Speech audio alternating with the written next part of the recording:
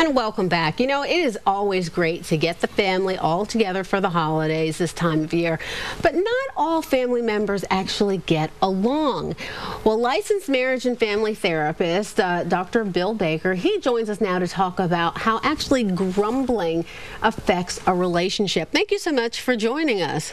Thank you, Maggie. I'm glad to be here. Grumbling is a serious problem, a major problem throughout the entire year, but especially at holidays. It really truly is. Okay, so when you talk about holidays, you talk about getting a gift, but you don't necessarily want the gift of grumbling, or do you? No, we want to give away the gift of grumbling. You want to give away the gift of grumbling. Well, grumbling is a habit that has a way of stealing the joy and the peace of the individual grumbler and the people in the relationships as well. Like someone said, complaining is draining. Now, the good news is we can change. That's so true. We can change.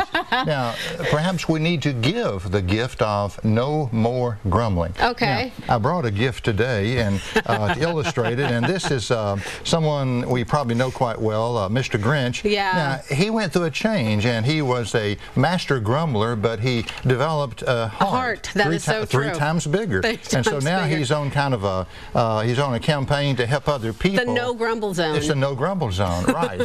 So anyway, I think he's a good object lesson for us to remember to give the gift of no more grumbling. Okay, and now you touched on the fact that grumbling it's a learned habit.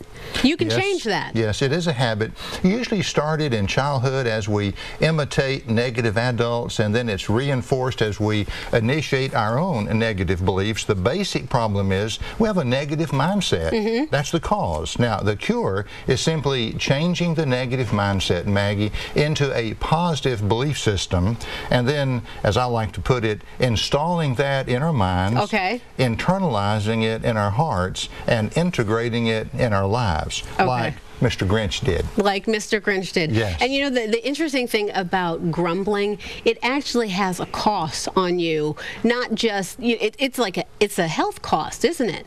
It affects your health. Yes, it affects the individual in terms of the worry, the anxiety, just the negativity. We look at the world through dark glasses.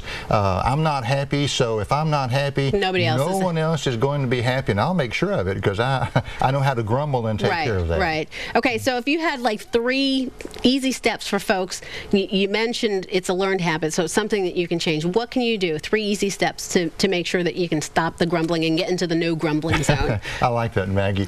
3 things that I appreciate. First of all is gratitude. Look for grounds for gratitude, things we can be thankful for. If I'm thankful, I will not grumble. That's true. And secondly, we need to see the greatness of grace, being able to give to other people not what they deserve, but what they need. That's mercy and grace. And then the growth of what I call grit, having a steadfast mind and courage so that when we endure hardships and difficulties, we can get through them safely without grumbling or complaining. All right, Dr. Bill Baker, thank you so very much for sharing some insight into how to get into that no grumbling zone. Well, Mr. Grinch is happier this time. Yes, he is. Thank you for joining us today.